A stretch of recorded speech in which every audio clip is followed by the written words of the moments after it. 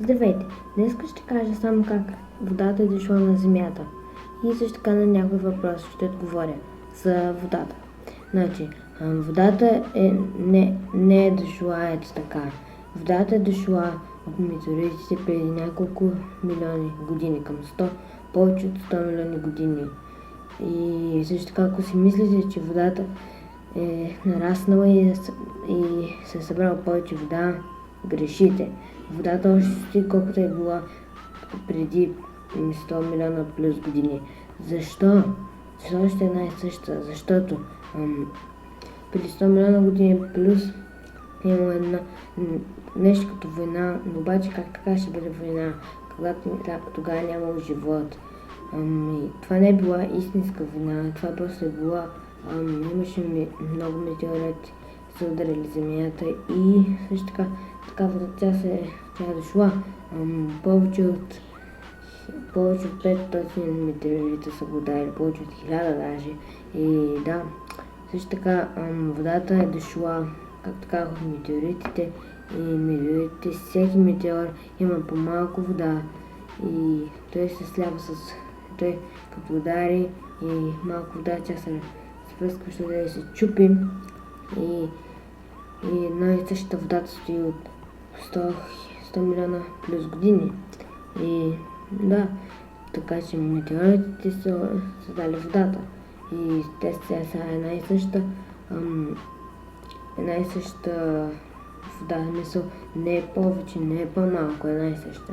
Може да бъде малко повече, защото някои метеорити също са го ударили и също така, ако се чуете, нали, водата, когато вие сложите когато тя се изпарява, тя къде отива?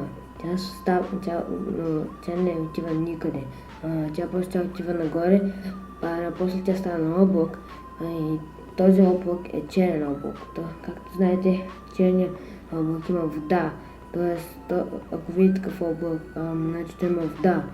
Тоест, да, и после този облак, който е черен, после той се движи, вятъра подуха и той се движи и след това най-накрайния процес е той да падне, да пада, просто това е. И да, това е крайният процес и да, така е как водата е дошла и някои неща, също въпроси през няколко години, дали тя е била най-съща, дали е нарасна или по-малко или също така как да разберете дали има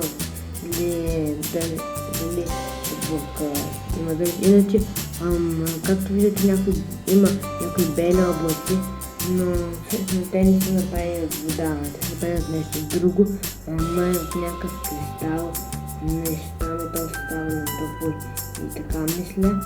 Ще винаги бях чела факти и аз само да кажа, аз не съм учен или нещо, защото съм още дете. И да, ако искате да погледнете навънка, можете, обаче аз не мога, защото сега е тъмно. И да, чао!